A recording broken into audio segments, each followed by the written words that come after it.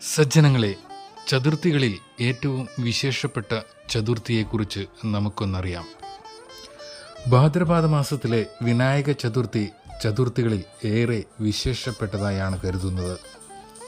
സകല വിഘ്നങ്ങളും നീക്കുന്ന ഗണപതി ഭഗവാന്റെ ജന്മനാളാണ് വിനായക ചതുർത്ഥി.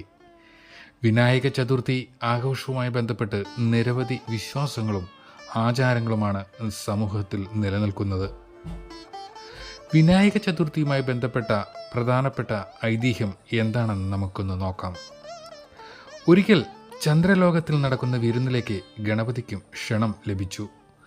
മോദകപ്രിയനായ ഭഗവാന് പല വിഭവങ്ങളും വിരുന്നിനൊരുക്കിയിരുന്നെങ്കിലും മോദകമാണ് വിനായകനേറെ കഴിച്ചത്. തിരികെ പോരുന്ന സമയം ചന്ദ്രദേവന്റെ നിർദ്ദേശപ്രകാരം കുറച്ചധികം മോദകം ഗണപതി ഭഗവാൻ കൂടെ കൂട്ടിക്കൊണ്ടുവന്നു. എന്നാൽ ഭാരക്കൂടുതൽ കാരണം കുറെ മോദകം താഴെ വീണു. ഇത് കണ്ട് ചന്ദ്രദേവൻ പൊട്ടിച്ചിരിച്ചു. എന്നാൽ ഇത് അപമാനമായി തോന്നിയ ഗണപതി ചന്ദ്രദേവനെ ഉടൻ ശപിക്കുകയുണ്ടായി. നിന്നെ ദർശിക്കുന്ന ഏതൊരാൾക്കും കള്ളൻ എന്ന് പേര് വരും. അങ്ങനെ എല്ലാവരും നിന്നെ വെറുക്കും.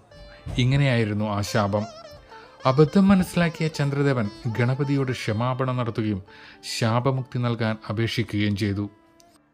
തുടർന്ന് ശാപം തിരിച്ചെടുക്കാൻ കഴിയാത്തതുകൊണ്ട് ഭഗവാൻ ഇങ്ങനെ അരുൾ ചെയ്തു: ഇന്ന് ഭാദ്രമാസത്തിലെ ചതുർത്ഥിയാണ്. അതുകൊണ്ട് ഇന്നു മുതൽ എല്ലാ കാലങ്ങളിലുമുള്ള ഭാദ്രപദ മാസത്തിലെ ചതുർത്ഥിക്കും നിന്റെ ദർശനം ആളുകൾ ഒഴിവാക്കട്ടെ എന്ന് വിനായകൻ പറഞ്ഞു. അങ്ങനെയാണ് ചതുർത്ഥി ദിവസം ചന്ദ്രനെ കാണരുത് എന്ന വിശ്വാസം വന്നത്.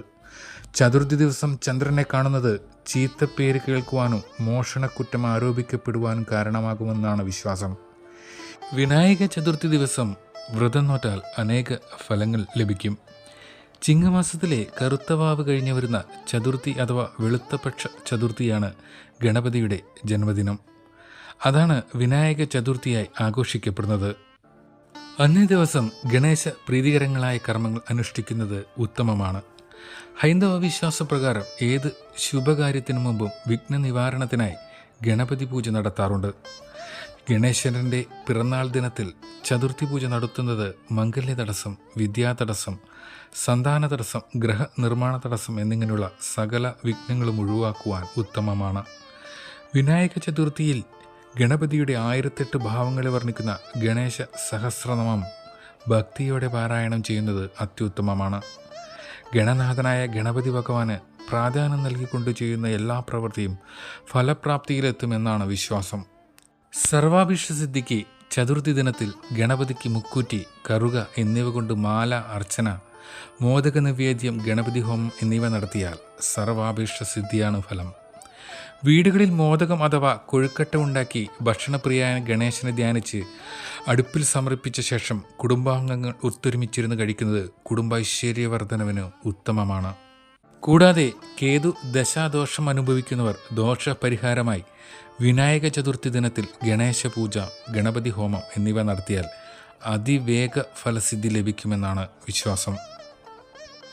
ഈ വർഷത്തെ, അതായത് 2024 സെപ്റ്റംബർ 7 ഈ വർഷത്തെ വിനായക ചതുർത്ഥിയായി ആഘോഷിക്കുന്നത്.